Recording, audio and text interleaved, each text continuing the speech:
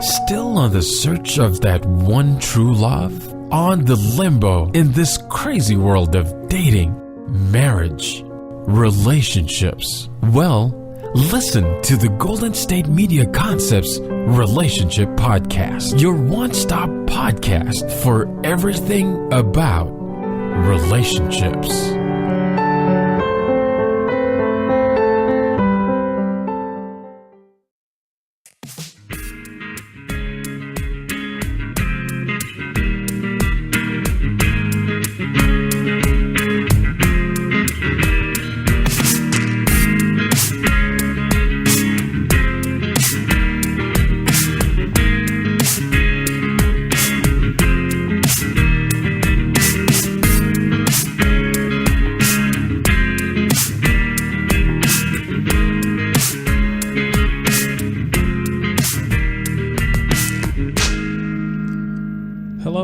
Welcome to Golden State Media Concepts Relationships Podcast. I'm your host, John Johnson. And on this particular episode, I'm going to talk about a couple of things, namely calling them out on it.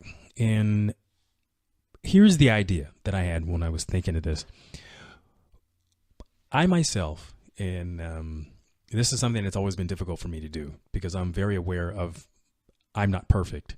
So calling someone else out on their stuff has always been one of those kind of scary things for me because I was usually more concerned, at least at the idea that if I was pointing out something, and it was mostly because of my feelings, and my feelings are what they are, that somehow it would get turned around on me. And this was something that I think we all probably experience to some degree, is we understand that we're not perfect. And that if we call somebody else out on something, that somehow it's going to blow back in our face. And, sometimes it's just really innocent stuff. But let's say we're talking about a relationship, and because this is the relationship podcast, and in my particular case, if I'm talking about how my partner is making, how I'm feeling about something my partner is doing, I got to definitely keep that in the right frame. Then, in my past, I've certainly dated women who had the sort of way of just kind of spinning it on me. And I didn't do so well when it got spun because I really just wanted to talk about how I felt. And this is one of those things that I think we can all sort of relate to, is when we get in conversations with people who are really good at being defensive. And it's sort of a scary thing because when you start talking about this subject, calling people out on stuff, then it might make it seem like you're being an adversarial sort of thing. And it's not that. It's really about bringing attention to something, a subject that you feel something about. And it can be really hard to hold your ground on this because if it's a relationship with somebody who your significant other, and they're going to go defensive on you and pout and stuff like that, we kind of feel like, okay, I don't want to deal with that kind of fallout. I just wanted to talk about how I was feeling and then get to the other side of it. Well, at some point in time, you're just going to have to face up to the fact that maybe your partner is really a terrible listener and not good at problem solving.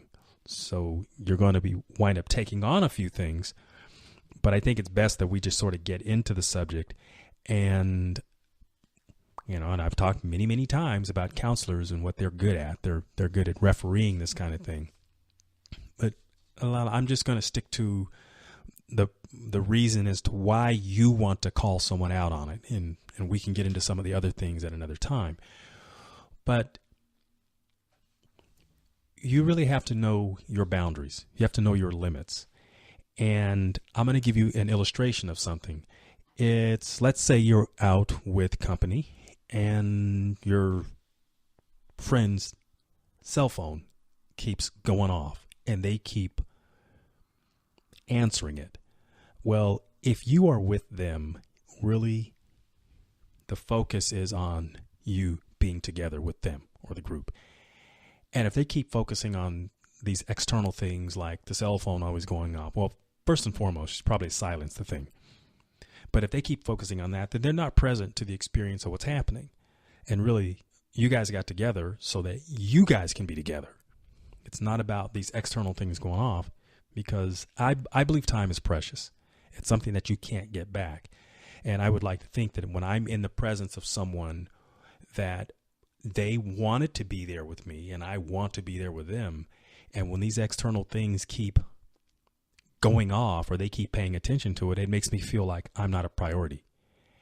And as my friend Tate says, he says, either you're a priority or you're an option. And I don't want to be an option. And in cases, and I'm not talking about all the exceptions to the rule, because there are exceptions to things in life, but I'm talking about the general, that person is not able to pay attention to what's going on here in front of them. So I called him out on it. And I bring this up for the simple reason is I have had myself called on this, and I had to really think about was what was happening connected to my cell phone more important than the person who was in front of me. And I have to honestly say, no, it was not. Most of the time it is not. And I'm not going to talk about the exceptions, because that's not what this particular segment is about. This is about calling people out on something. And, there's lots of other things we can call people out on.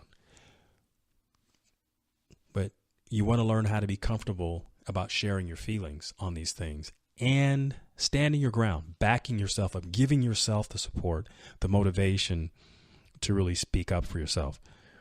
Because a lot of times what we lack is we lack the confidence to feel like we're important enough to be able to say how we feel. And there are those of us in the world who want people to read our minds. And you know what? That's not an easy thing to do. People sometimes react in certain ways. They may sit next to you and not say a word, have their arms folded. There's all kind of body languages that suggest that they're disconnecting. But if you want somebody to know how you feel, you have to tell them. And it could be something like this. And I'm sort of getting in the weeds here, but I'm going to bring it back to, if somebody is exhibiting a behavior that makes you feel uncomfortable, you have to call them out on it. Your silence doesn't necessarily do that. It certainly suggests that maybe you're disconnecting,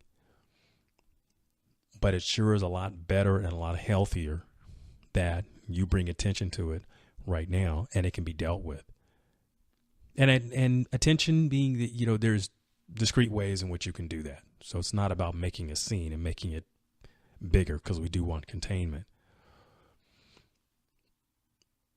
But calling people out is not a bad thing.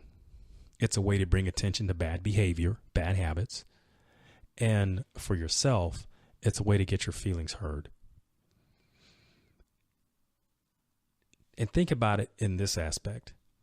Think about the good that happens when you share how you're feeling, and then you get the response that mirrors that.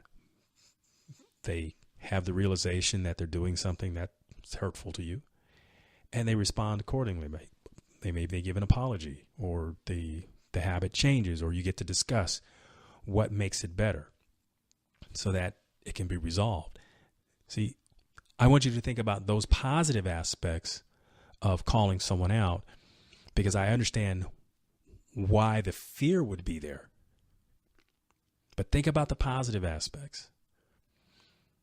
Because quite often, and I really mean this sincerely, quite often, people don't realize how they are impacting someone else.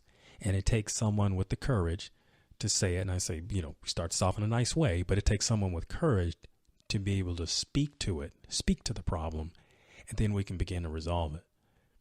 And I think we all know that, if we're blind to it, then, we can't necessarily address it. And I can say for my own self, having had things pointed out to me, and I am one of those that was the cell phone guy. I was very bad at checking things and updating things. And what I had is I had a job that I had a lot of responsibility. And I kind of felt that because I was very connected to my job, and I wanted to be able to take care of matters and handle them in a timely fashion, I made that important to me. But then it was pointed out as to how my girlfriend was feeling, and that she was feeling neglected because I was diverting my attention. So I paused and really thought about it from her standpoint, and had to work on changing. It wasn't something that happened right away, but I had to work on changing it. So for that reason, I certainly had to consider things beyond myself. And, I wasn't trying to be selfish in the least. In fact, I was really mortified that somebody was being treated that way. And that sort of illustrates this from both sides. If you're the person who's silent, and instead of pointing things out, you remain silent, well, remember that whatever it is that's bothering you is most likely going to continue happening. So you have to muster the courage to say it, point it out in a nice way, give them an opportunity to respond, which then therefore gives you the feedback about how much they care. And then, you're sort of practicing a good habit, sort of a best practices kind of thing. This is a way to resolve problems. And I think it works. I'm going to take a break, and I'll be right back.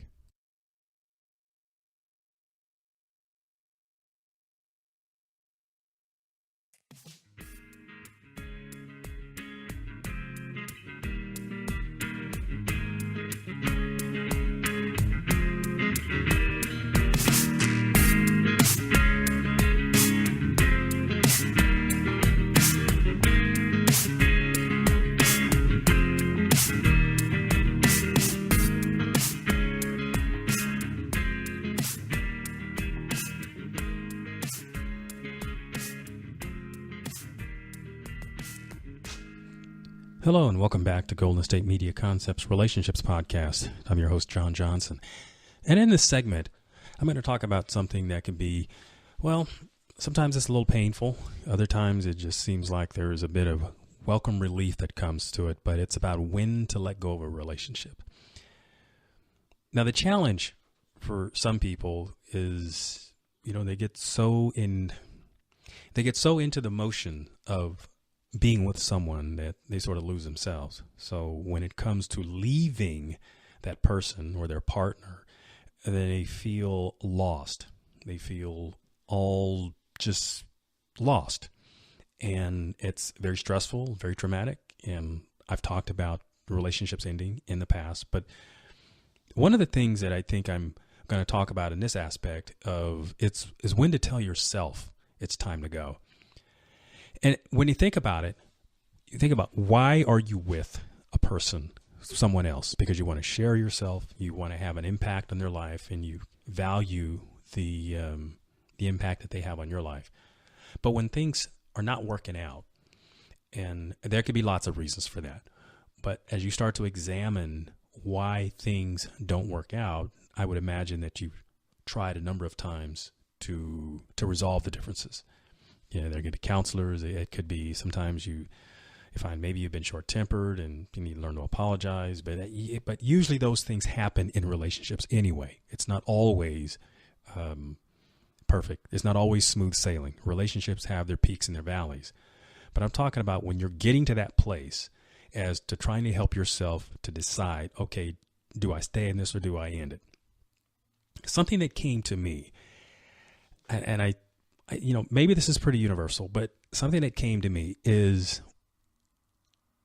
I have made a choice to end a relationship when I felt that I was no longer having a positive impact on that other person's life. And if for some reason how I was operating did not make their life better. Because when you think about being with someone, you think about the partnership aspect. You think about the things that they bring to you, maybe a sense of awareness. And some people talk about relationships and, you're my other half, you fill the voids that, and that sort of thing. Relationship takes all kinds of shapes and colors and things and to describe it. But I think the thing that I found that's consistent about when I wanted to end something because it felt like it just wasn't going well is when I felt like I'm not having a good effect on the other person. If I feel like I'm making them feel miserable, then I have to really check as to what am I doing here? Because there's an aspect of that I'm also making myself feel bad. Because if I'm having that sort of impact on someone else, then I take responsibility. I've learned to at least feel empathy and to feel like, wow, if I'm having that effect on them, I'm having that same sort of effect on myself. I'm trying to turn it around. But think about this for you.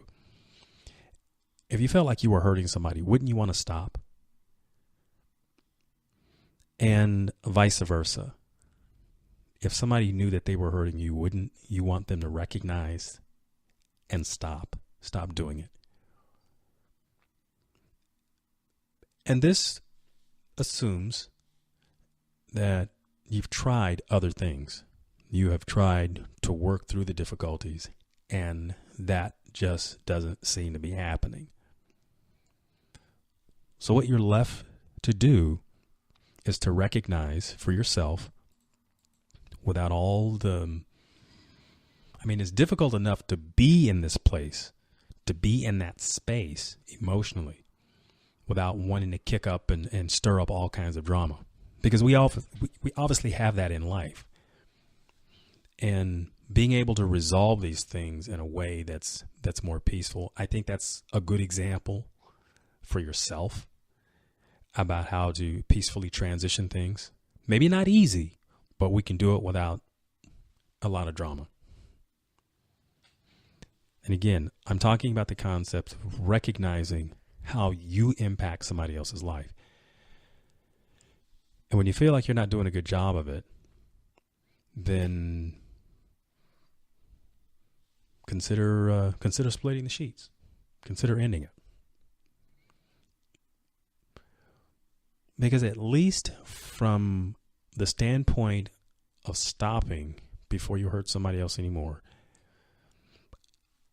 I'm not suggesting that it leaves the door open for later, because maybe this is something for you to learn about yourself. Maybe this isn't the person for you to be with. Maybe there's, you've grown apart and there's nothing that's paralleling, there's nothing that's working. See, it gives you an opportunity to decide for yourself. And I mean, make a decision. Don't just keep kicking the can down the road, because this is something that happens too, is sometimes we're forever an optimist and we keep thinking that we can make this one work. Sometimes you have to recognize that this isn't the one, and there's other things for you out there. There's other people for you to meet. There's other possibilities. And now that can be hard if this is an area that you have maybe visited. Maybe it's happened to you before and you never really got the problem solving skills down, or you haven't learned how to make closure with things. And by closure, if you've not heard the term, basically it means shutting this thing down and being with the feelings, the hurt, the disappointment that comes from something that doesn't work out. Being able to make closure. Some people have rituals, and one of those that I remember is that you can write down your feelings and things about this particular individual on a piece of paper, the good, the bad, putting it in an ashtray and burning it, sort of releasing it. It's sort of a ceremony. And know that when you've spent time with a person, you've built a lot of memories, and it can be very painful to be in that place. But you've had your time, and it's time to let it go, and it's time to move on to something else. And in the meantime, know that you will be okay. By okay, I mean that take one day at a time, maybe even moment by moment. And this is a time that when I can remember my own life, when I would do some journaling. And the interesting thing that came up is I can recognize at what place I am in my learning. If I'm journaling, say about this particular individual, something that may have been one of my fears or concerns early on when I met that person, it tells me something about how much I've grown with that individual. Do you get the idea? Sometimes we know when we meet people a considerable amount about them, something about their habits, something, and maybe it doesn't. Maybe that's something you've had friction with somebody else in the past, but you think, oh, I like this person. They're really attractive. I think I can make this work. But when the relationship ends, it may have been one of those things that was your concern in the beginning. So that's something to think about. Learn to listen to your instincts. Learn how to learn. Just a thought. I'm going to take a break, and I'll be right back.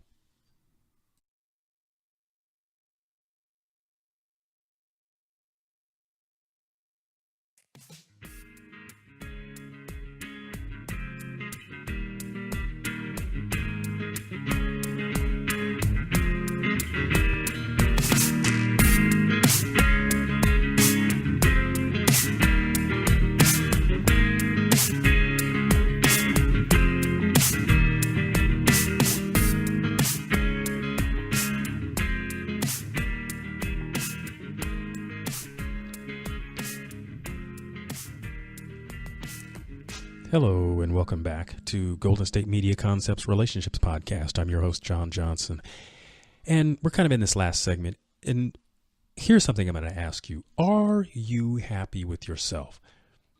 I know in the Relationship Podcast, I talk a lot about self-awareness in the context of when you are in relationship with someone else. Be aware of what you're doing, what you're saying, your impact on them, their impact on you. But something that sometimes we forget is how are we with ourselves?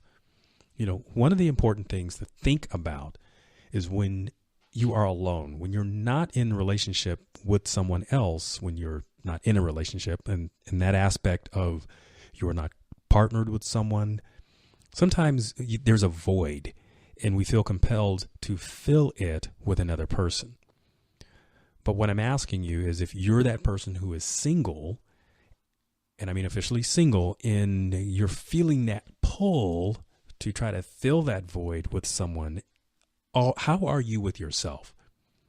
Now, if you've done your homework, let's say you've been single for a while and you've worked on your issues and you're ready to get out there and start meeting people and being in relationship to other people, that's sort of different. But at least you've transition that you don't feel lost because you're by yourself. Because I'm asking those individuals, if you feel like you're disconnected, like you're lost because you don't have somebody in your life, now we need to be more in communication with our own self. We need to be able to be more self-reliant emotionally and not always have to latch on to another person and make them our focus. Make yourself the focus. So you're going to have to start asking yourself, what are you missing? What are you needing? Because the flip side to that is, and this is just one of those thoughts, is if you're a needy kind of person, you're sucking the life out of the people that you are bringing into your life. I'm going to say it again. You are sucking the life out of them. And that can make you seem very unattractive. Needy people tend to give off this vibe that they are going to take everything that they can get from the person who's providing it. That is, if you get involved with someone and you're needy, that other person is going to think that you're going to suck the life out of them. And it sort of makes this thing out of balance. It makes you unattractive, and they're going to run from you. And if you're experiencing that kind of thing over and over, we need to really look at what can you do to help take care of yourself to make you less needy. Now, there could be a lot of reasons why you're in that position. You may have grown up that way. You may have been somebody who's had, been taken care of a lot in your life, and you haven't necessarily developed a lot of those skills. Well, we need to mature past that and look at it from the standpoint of being more self-reliant.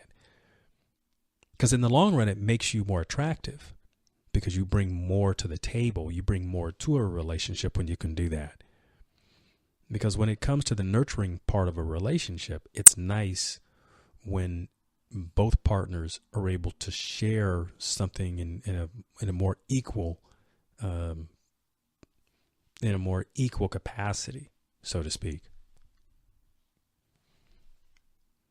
So getting back to the point of learning how to do a little more self-care here, it's definitely going to require you taking time to think about this, get some coaching on it. You know, my favorite things to talk about, you know, where therapists really tend to do a good job of helping you sort out some of these things. And with the idea that we're looking to make yourself better, because there isn't necessarily anything wrong with you.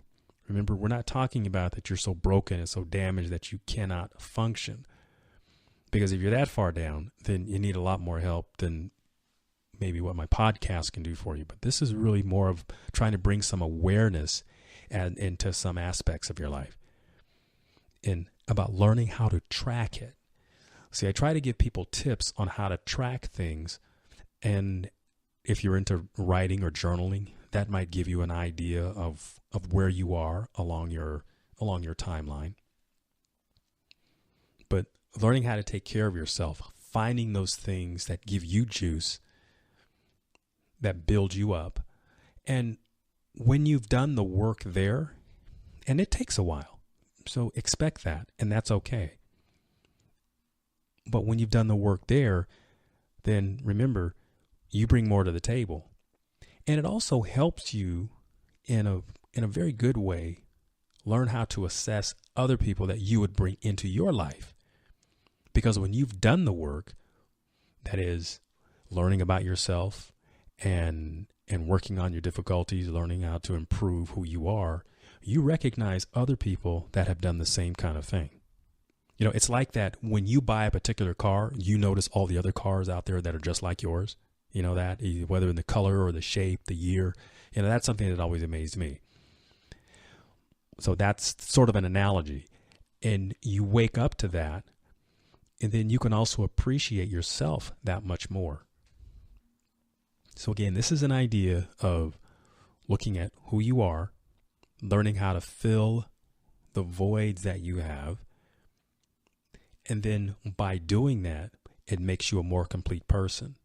Therefore, not only more attractive, but you're more able to function in a relationship because now you have new knowledge. And it makes a very good stepping off point. So as when you're talking about, say, your next potential partner about certain things, this helps you do a better interview as to what kind of partnership they're looking for because you ask better questions. You get intelligent answers. And sometimes you may not have answers at that moment, but then you also learn how to observe. And actions speak. Sometimes they speak much louder than words. And it gives you that opportunity to be invested in your life. So it's an opportunity for you to give yourself a diagnosis, and hopefully a positive one. And as you put together some of the things that you want to work on, recognize that you're a work in progress and it doesn't have to be perfect. Just learn how to improve things. As long as it's going the right direction, we're doing better. We're doing fine. So I hope you get enthusiastic about your life and about your possibility, your potential, because that's what's fun when you can invest in yourself. And you know what? You can rest easy. I'm John Johnson. This is the Golden State Media Concepts Relationships Podcast. Thank you for listening. You've been listening to the Golden State Media Concepts Relationship Podcast. part of the Golden State Media Concepts Podcast Network. You can find this show and others like it at www.gsmcpodcast.com. Download our podcast on iTunes, Stitcher, SoundCloud, and Google Play. Just type in GSMC to find all the shows from the Golden State Media Concepts Podcast Network. From movies to music, from sports to entertainment, and even weird news. You can also follow us on Twitter and on Facebook. Thank you, and we hope you have enjoyed today's program.